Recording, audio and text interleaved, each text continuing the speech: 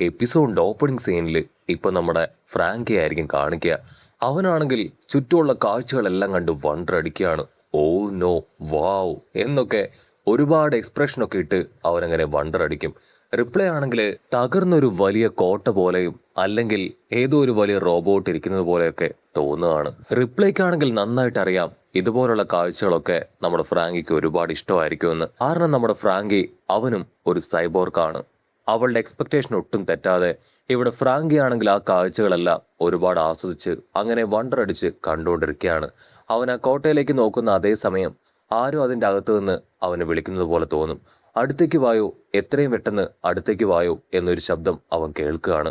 Oh no, നമ്മളിവിടെ എത്തുന്നതിന് മുൻപ് മറ്റാരെങ്കിലും ഇവിടേക്ക് എത്തിയോന്ന് അവനങ്ങനെ ചിന്തിക്കും. ഫ്രാങ്കി ആണെങ്കിൽ സൂക്ഷ്മമായിട്ട് അവിടേക്ക് നോക്കും. അവിടേക്ക് എത്തിയത് മറ്റാരുമല്ല, ജ്വല്ലറി ബോണിയും ലിലിത്തുമാണ്.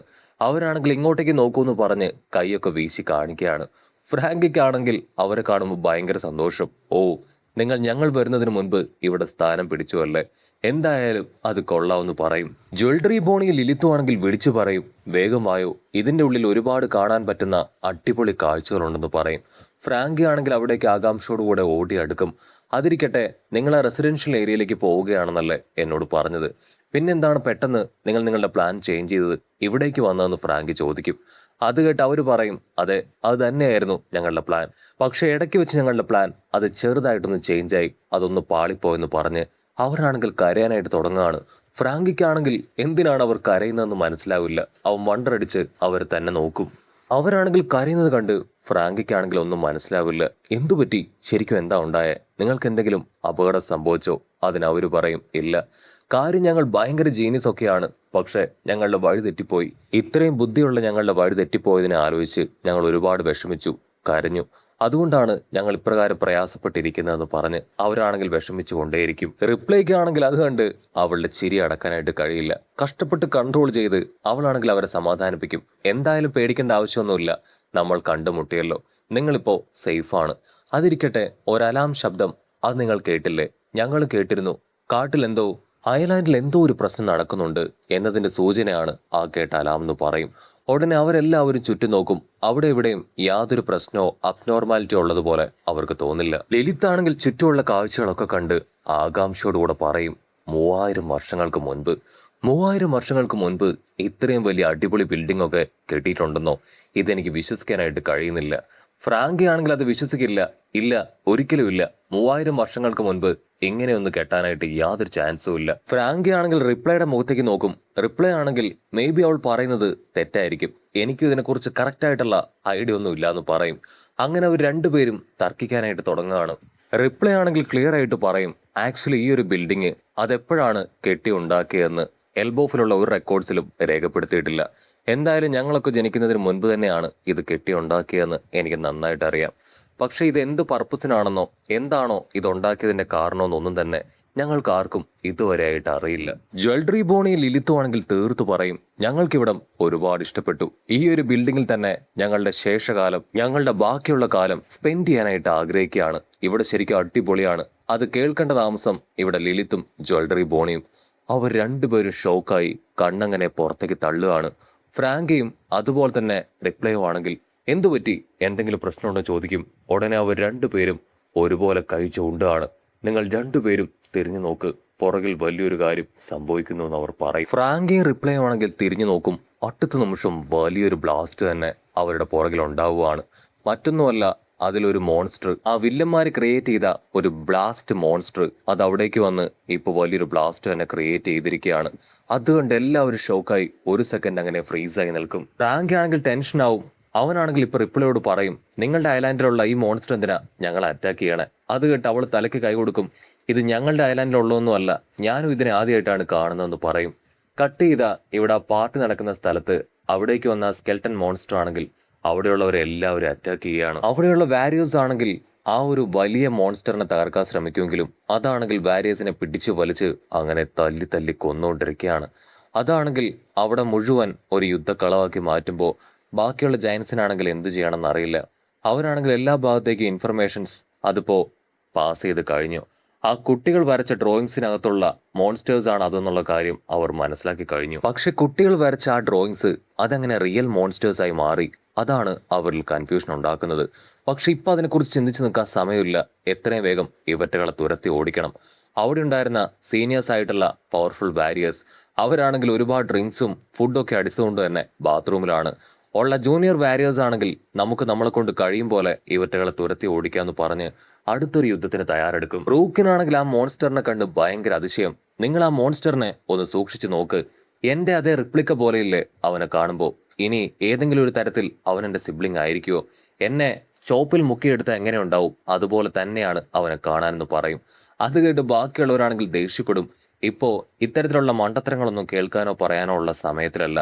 എത്രയും വേഗം അതിനെ തകർക്കാനായിട്ട് നോക്കണം. ഇതുവരെ ഇങ്ങനെയുള്ള മോൺസ്റ്റേഴ്സിനെ ഒന്നും നമ്മുടെ ഈ ഐലാൻഡിൽ കണ്ടിട്ടില്ല എന്ന് പറഞ്ഞ് അവരാണെങ്കിൽ ഓരോ ഭാഗത്തേക്ക് ചിതറി ഓടും. അവിടെ ഉണ്ടായിരുന്ന ജയൻസുകൾക്കാണെങ്കിൽ ഒരുപാട് വിഷമവും ടെൻഷനും തോന്നും. അവരാണെങ്കിൽ നമ്മുടെ ആൾക്കാരോട് പറയും, ദയവ് ചെയ്ത് ഞങ്ങളോട് ക്ഷമിക്കണം, നിങ്ങൾ ഏതെങ്കിലും ഒരു സേഫായ ഭാഗത്ത് പോയി ഇരിക്കുകയാണ് വേണ്ടത്. ഈ പ്രോബ്ലം എത്രയും വേഗം ഞങ്ങൾ സോൾവ് ചെയ്യാം, നിങ്ങൾ ഞങ്ങളുടെ ഗസ്റ്റ് ആണെന്ന് പറയും. അത് കേട്ട് ഉസോപ്പ് ആണെങ്കിൽ ചാടി എഴുന്നേൽക്കും. ഉസോപ്പ് ആണെങ്കിൽ വിളിച്ചു പറയും, ഞങ്ങളെ ഗസ്റ്റായിട്ടൊന്നും നിങ്ങൾ കൺസിഡർ ചെയ്യേണ്ട കാര്യമില്ല, നിങ്ങൾക്കൊരു പ്രശ്നം വന്നാൽ ഞങ്ങളും കട്ടയ്ക്ക് കൂടെ ഉണ്ടാവുമെന്ന് പറഞ്ഞ് ടെററായിട്ട് നിൽക്കും. ആക്ച്വലി ഉസോപ്പ് ഇതെല്ലാം അവൻ്റെ മനസ്സിലാണ് പറയുന്നത്. വെള്ളമടിച്ച് ബോധമില്ലാത്തതുകൊണ്ട് തന്നെ അവൻ വായൊക്കെ കുഴഞ്ഞ് എന്തൊക്കെയോ പറയാൻ ശ്രമിക്കുന്നുണ്ട്. ഉടനെ അവിടെ ഉണ്ടായിരുന്നവർ തൂക്കിയെടുത്ത് അവനെ ഒരു മൂലയ്ക്ക് നിർത്തും. നിങ്ങളാരും ഇതിലിടപെടണ്ട, ഇത് ഞങ്ങൾ സോൾവ് ചെയ്തോളാം എന്ന് പറഞ്ഞ് ആ ജയൻസ് ആണെങ്കിൽ വില്ലന്മാരെ തേടി ഓടും. കോളൻ പയ്യനും വലിയൊരു കോടാലയൊക്കെ എടുത്ത് അങ്ങനെ പായുകയാണ്. ഉടനെ ഒരു കപ്പട മീശക്കാരനാണെങ്കിൽ അവനെ തടയാണ്. നീ ഒരു കൊച്ചുകുട്ടിയാണ്, നീ എവിടേക്കാണ് പോകുന്നത്? അതിനവൻ പറയും, ഞാനൊരു കൊച്ചുകുട്ടിയായിരിക്കും, പക്ഷേ ഞാനൊരു വാരിയറുടെ മകനാണ്. ഉറപ്പായാലും എനിക്ക് ഫൈറ്റ് ചെയ്യണം, അവനെ തോൽപ്പിക്കണം. ഇപ്പം നീ അവിടേക്ക് പോയാൽ നിന്നെ അവൻ ബുൾസൈ ആക്കുമെന്ന്. കപ്പട മീശക്കാരനാണെങ്കിൽ ഇപ്പം നമ്മുടെ ചെക്കനോട് പറയുകയാണ്, നീ തൽക്കാലം ഇവിടെ തന്നെ സേഫായിട്ടിരിക്കെ, നീ വലുതായി കഴിയുമ്പോൾ നിനക്ക് യുദ്ധമൊക്കെ ചെയ്യാം. ഇപ്പം നീ യുദ്ധത്തിൽ പങ്കെടുത്താൽ നിനക്ക് വലുതാവാൻ കഴിയില്ല എന്ന് പറയും. കട്ട് ചെയ്താ ഇവിടെ നാമിയെ കാണിക്കും. അവളാണെങ്കിൽ ആ അപ്പാപ്പൻ ജെറോളിനോട് ഇപ്പം മാപ്പ് പറയാണ്. നിങ്ങൾ നിന്നൊരു കാര്യം ഞങ്ങൾ മറച്ചു വെച്ചു എന്ന് പറഞ്ഞ് ആ അടി കിട്ടിയ 2 സെക്യൂരിറ്റീസിൻ്റെ അടുത്തേക്ക് ആ അപ്പാപ്പനെ കൊണ്ടുവരികയാണ്. നടന്ന കാര്യങ്ങളെല്ലാം ഡീറ്റെയിൽ ആയിട്ട് അദ്ദേഹത്തോട് പറയും. ഓ നോ, നിങ്ങൾ എന്താ ഈ പറയണേ? കാസ്റ്റിലേക്ക് 2 ഇൻക്ലൂഡർ അവർ വന്നുവെന്നോ? അതിലൊരാളെ കാണാൻ ഷാങ്സിനെ പോലെ ഉണ്ട് എന്നോ? ഇത് വിശ്വസിക്കാനായിട്ട് കഴിയുന്നില്ല. നാമിയാണെങ്കിൽ അടിച്ചു പറയും, അതെ അത് സത്യമാണ്, ഇവർ അപ്രകാരമാണ് ഞങ്ങളുടെ അടുത്ത് പറഞ്ഞതെന്ന് പറയും. ഞങ്ങൾ ലൂഫിയോട് ഓൾറെഡി ഈ കാര്യം പറഞ്ഞതാണ്, പക്ഷെ ലൂഫി ആണെങ്കിൽ ഷാങ്സ് ഒരിക്കലും അപ്രകാരം ചെയ്യില്ല എന്ന് തീർത്തു പറഞ്ഞുവെന്ന് ആ സെക്യൂരിറ്റീസ് ആണെങ്കിൽ ഇപ്പോൾ ജെറോളിനോട് പറയും.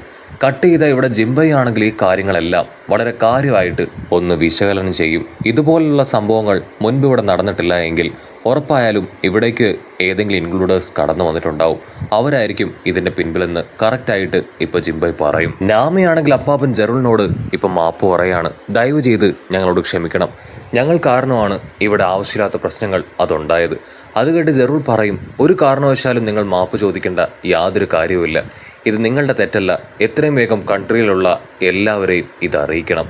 റോഹ ടീമിലുള്ളവരല്ലാതെ മറ്റാരെങ്കിലും ഇവിടേക്ക് വന്നിട്ടുണ്ടെങ്കിൽ അവരെ പിടിക്കണമെന്ന് പറയും. ബ്രൂക്ക് പറയും, അവർ ചിലപ്പോൾ 2ൽ കൂടുതൽ പേരുണ്ടായേക്കാം, എന്തായാലും നമ്മൾ വളരെയധികം കെയർഫുൾ ആയിട്ടിരിക്കണം. നാമിക്കാണെങ്കിൽ ഒരുപാട് ദേഷ്യവും വിഷമവും ഒക്കെ തോന്നും. എങ്കിലും എന്തുകൊണ്ടായിരിക്കാം ആ ഒരു വില്ലന്മാർ അവർ കൊച്ചുകുട്ടികളെ ഇപ്രകാരം യൂസ് ചെയ്യുന്നത്, അവരെ തട്ടിക്കൊണ്ടു പോകാനായിട്ട് ശ്രമിക്കുന്നതെന്ന് ചിന്തിച്ച് അവളാണെങ്കിൽ പ്രയാസപ്പെടാനായിട്ട് തുടങ്ങും. അപ്പാപ്പൻ ജെറോളിനാണെങ്കിൽ ഇപ്പോൾ ഏകദേശം കാര്യങ്ങൾ മനസ്സിലാവും. അവരുടെ ലക്ഷ്യം ആ കുട്ടികളല്ല, ആ കുട്ടികളെ ഉപയോഗിച്ചുകൊണ്ട് വിലപേശാനാണ് അവർ പ്ലാൻ ചെയ്യുന്നത്. അവരെന്താണ് ചോദിക്കാൻ പോകുന്നതെന്ന് നമുക്ക് പറയാൻ കഴിയില്ല. എത്രയും വേഗം അവരുടെ ആ പ്ലാനുകളെല്ലാം തകർത്ത് കുട്ടികളെ രക്ഷിക്കണമെന്ന് പറയും. നാമിയും ടീമും ആണെങ്കിൽ ഞങ്ങളും ഇതിന് തയ്യാറാണ്, എന്ത് ഹെൽപ്പ് വേണമെങ്കിലും ഞങ്ങളും ചെയ്യാമെന്ന് പറയും. അത് കേട്ട് ജെറോൾ പറയും, ഒരു കാരണവശാലും നിങ്ങളിതിൽ ഇടപെടേണ്ട കാര്യമില്ല, നിങ്ങൾ ഞങ്ങളുടെ ഗസ്റ്റാണ്, സേഫായിട്ടുള്ള ഏതെങ്കിലും ഒരു സ്ഥലത്ത് നിങ്ങൾ നിൽക്കണമെന്നാണ് ഞാൻ ആഗ്രഹിക്കുന്നതെന്ന് പറയും.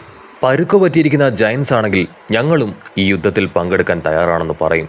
ജെറോൾ ആണെങ്കിൽ ഷൗക്കായി ഇപ്പോൾ അവിടെ ഉണ്ടായിരുന്ന മറ്റൊരാളോട് ബ്രോഹിം അവർ 2 പേരും എവിടെയും ചോദിക്കും. അതിന് വേറൊരുത്തനാണെങ്കിൽ മറുപടി പറയും, അവർക്ക് 2 പേർക്കും വയറിന് സുഖമില്ല, മണിക്കൂറുകളായിട്ട് അവർ ബാത്റൂമിൽ തന്നെയാണ്. ജെറോൾ ആണെങ്കിൽ തലയ്ക്ക് കൈ കൊടുക്കും. ഓ നോ, ഇനി നോക്കുന്നിട്ട് കാര്യമില്ല, നമുക്ക് തന്നെ കളത്തിലിറങ്ങണമെന്ന് പറഞ്ഞ് ആളാണെങ്കിൽ വാരിയേഴ്സുമായി വലിയ യുദ്ധത്തിലേക്ക് കടന്നു പോകുന്നതോടു കൂടെ ഈ ഒരു എപ്പിസോഡും അവസാനിക്കുന്നു.